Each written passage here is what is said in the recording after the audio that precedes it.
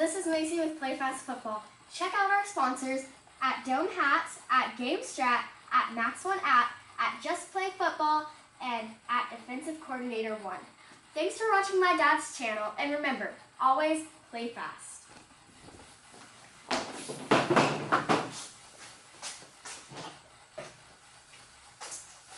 Alright guys, start the video off a little bit different this time with my daughter with me, who's going to be a future YouTuber, and she is with me today at school because she had to go to the dentist to get her braces fixed, and I'm getting ready to drop her off with Mom when we leave here after this video. And she's always wanted to be on the YouTube videos, and she's pretty good in front of the camera and pretty smart, so I told her I'd let her be in on one of the YouTube videos. Alright, so she did a good job letting you know exactly who our sponsors are. Alright, Dome Hats, GameStrat, Max One App, Just Play Football, Defensive Coordinator. These guys have worked with us for the past year or two, and they're all not only great companies but great people to work with. So make sure if you're in the football industry, check out all these companies. And if you're in the market for hats, or if you're in the market for sideline replay, or a weight room app where you can communicate with your players, or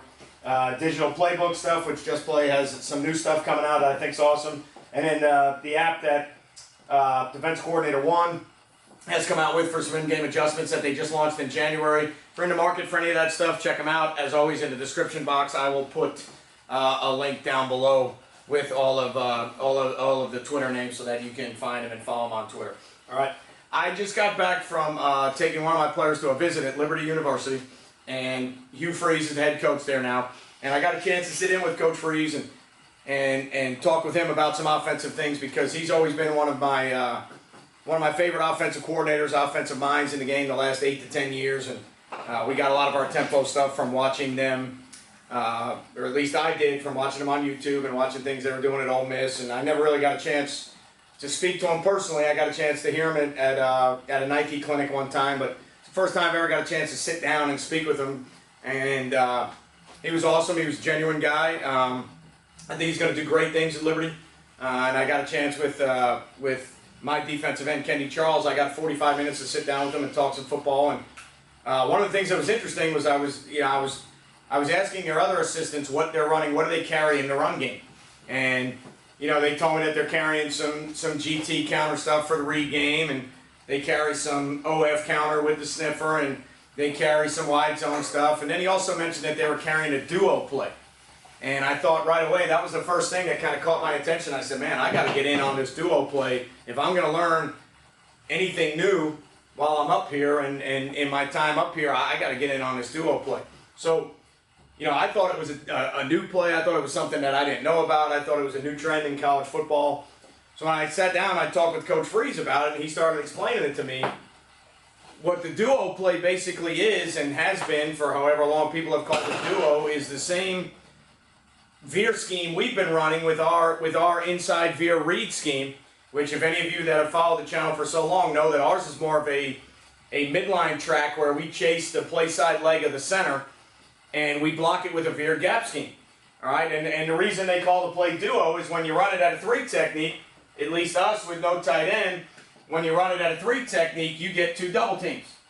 So you get a double team on the front side to the mic, you get a double team on the back side to the nose, all right, through the nose to the will, and then you get a block out on the 5 technique, and your sniffer is going to kick out the 5 technique. So it's power, all right, without the puller. And they're calling it, or the college guys or NFL guys, I didn't know anything about it. And then a couple of my friends told me, yeah, the guy's been running duo for however long. And I said, well, we've been running our version of the veer or zeer play for the last 8 years this way. And originally when I started running the play, I had some people telling me that zone was a way better play because of the leverage of the blocks and what you're able to give the back to read and all the different cuts the back can make with a bang or a bend or a bounce. And the veer needed too much movement up front. You had to be too good up front to get movement on double teams. And excuse me. My logic was always the gap scheme or the veer scheme should equate to less negative plays or less bad plays. If we block this all as a gap scheme and everybody understands it's one gap down, we should give up less penetration, we should give up less blitzers running through, we should be able to get the ball back to the line of scrimmage and have less negative plays. So we've always, for the last 8 or 10 years of my career, we've always carried the Zier play or the inside veer play as our version of zone read. So like our veer right is actually similar to zone left. We just block it as a gap scheme. Now what was interesting was Coach Freeze had told me that the duo play was how a lot of teams were now being able to throw more of their downfield RPOs with the ball going further than 8 to 10 to 12 to 15 yards down the field. They were using the duo scheme, okay? And we started talking about it. So, you know, if they were actually going to try and drive the ball down the field, all right, on the front side, and this is interesting also, you know, Coach Freeze does things very similar to the way we do things. There's only going to be one side that they post-snap read.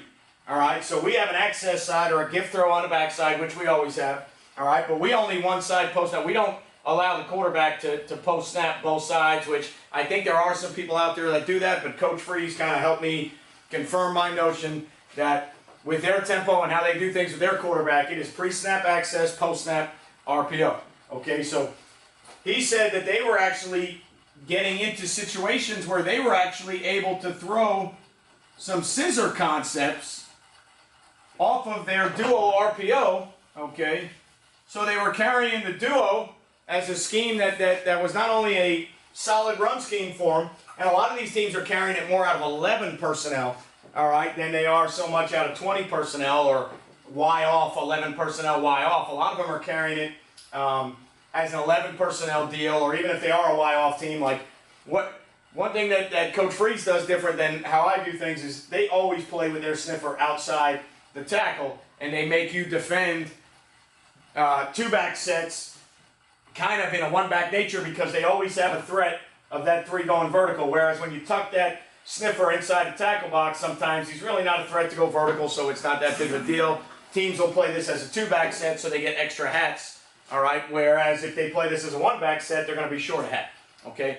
But what was interesting to find out was with this duo scheme, we had been running this for a long time. For us, it's our veer gap blocking scheme, all right, to where the front side gaps everything down, all right, and then we mesh with our tailback who chases the front side leg of the center, all right, and then our quarterback in our one-back stuff or even some of our two-back stuff, we read the 5 technique, okay, and we read the 5 technique and then we throw our key screens like our Noma zone type stuff, but then we also block the 5 technique and throw our RPOs where we read an overhang defender. And they're now starting to throw more shots down the field off of scissors and double moves in the RPO game.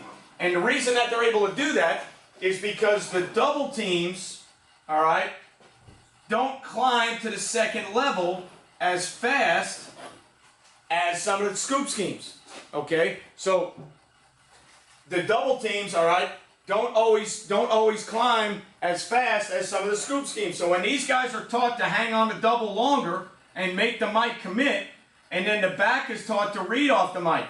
So if the Mike is a downhill A-gap player, the back is going to try and be patient and jump cut it behind him. But if the back was some type of scrape player because they were maybe trying to chase the end, if the Mike was over the top, then the tailback would go ahead and just hammer and bang the A-gap right there. So the running back is reading, all right, the front side inside backer who is blocked. He's not unblocked, he's blocked. The double here is going to work to the front side Mike linebacker, and the double here is going to work to the backside Will linebacker. Okay, we've run this play for 10 years. All right. Now what I'm finding out is the colleges are going to it more and more for their RPO stuff because the doubles hang longer and they don't get downfield as fast. So everybody always wants to know, how do you not get guys downfield? How do you not get guys downfield? Well, on the duo scheme, because you're doubling people, all right, the doubles, when taught right, you teach them to hang on the double longer and don't come off until the linebacker commits, so you don't have guys getting immediately to the second level. Okay, so you hang on the double, all right, as long as you can until the linebacker commits. So we've been doing this for a long time, and we've been blocking it this way for a long time. The thing that I also like about this is kind of a revelation to me. They like the duo play. They like it when they have a tight end against overfront teams or underfront teams because the duo play means 2 double teams. So they know if there's a tight end in the game, whether it's over or under, they're going to get 2 double teams. whether they double the 5 and double the A shade, all right, versus an under front, or they double, all right, the 3 and the 1 technique and try and dig out the 6 or the 7 versus an over front, they know they're getting 2 doubles, hence the term duo. Well, I never knew the term duo. To me, I just ran it as a veer scheme.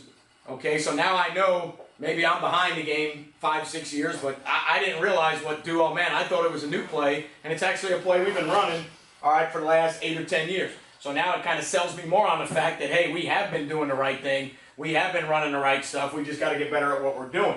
All right, so they are taking vertical shots down the field. They're RPOing some of their double move stuff. So they're RPOing some of their screen game where they're backing 2 out, and then they're taking 1 stutter going, but they're reading the overhang in the RPO run game, and they're throwing double moves off of some of their RPO stuff because the vertical double team nature, the double team nature staying vertical on a double team and not coming off is allowing guys to not be far enough down the field to be called for penalties. All right? So if I drew it up as a zone scheme, depending on how you like to teach your zone scheme, if I drew up the zone left play away from the 3 technique, depending on your O-line coach and how you like to teach it, what may end up happening is on the backside, if you've got some type of slip technique, all right, where you are trying to slip the 3 technique with the tackle and you're trying to kind of either post and hold or climb with the guard, a lot of times on this overtake or this backside cutoff technique here, all right, a lot of times if this occurs, this guy climbs a little bit faster than he would on a double team. On the front side, all right, depending on how you handle an A-shade or a 1 technique, if your center's trying to work out on the 1 and your guard is just kind of posting and climbing, a lot of times these zone schemes, especially on the backside, a lot of times this climb will happen a lot faster because you're expecting the overtake of the 3, and then obviously in a zone scheme, the ball can go bang, all right? It can bang there, it can bounce, all right, or it can, all right, bend back behind the 3 technique. So the zone play has 3 tracks, whereas to me, the duo play really only has 2. You either bang that or you don't ever bounce, okay, or to me, you don't ever cut back on the inside veer play or the duo play. All right, so you can bang it in the A-gap, you can bounce it front side, but you can't bend it back. All right, so the zone play can bang A-gap, it can bounce front side, or it can bend back. So it's got a 3-way track, and that's normally how the running backs are taught. So with that happening on the backside here, if you're trying to scoop or overtake a 3 and your guard is climbing to the mic, a lot of times what happens is that climb happens too fast for you to take downfield shots.